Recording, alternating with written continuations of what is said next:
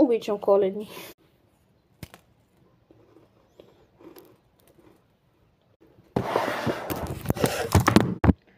Днес ще разглеждаме моите сквишта и ще ги оценим. Така, на първо място, не знам, ще почна отзад напред. На последно място е това. Много е красиво, но просто не е като сквиши, не е много, как да кажа, не е много мекичко, както трябва да си е сквишто по принцип. Така че, само на последно място.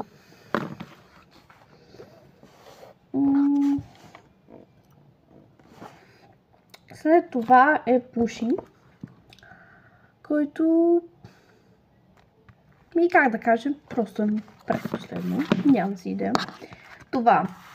Рисунката не му е нещо много хубаво, обаче много мекичко, смисъл. Много добро. Като за сквиши, но иначе не е много красиво, затова на трето все пак.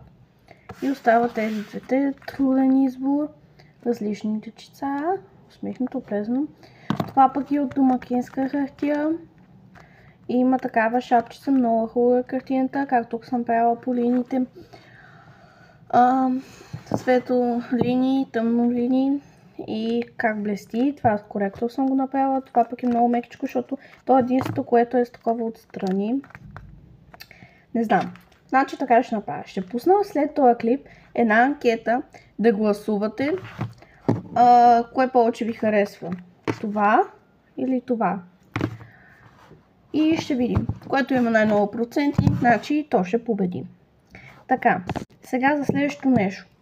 Първо не мога да пращам всеки ден видеа, защото съм на училище. Това е ясно.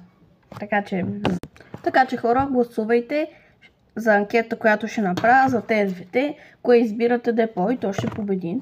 Кое е по-красиво, по-хубаво.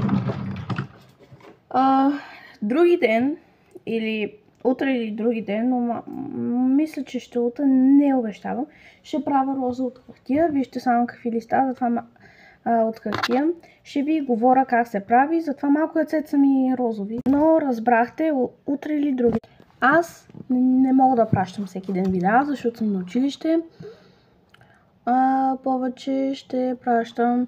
Вече отдавна не съм пращала видеа как рисувам на картини с маслени бои, то защото нямам просто толкова много време. Това отнема много време. И така. Не забравяйте да гласувате в анкета, която след малко ще направя. И до нови срещи. Чао!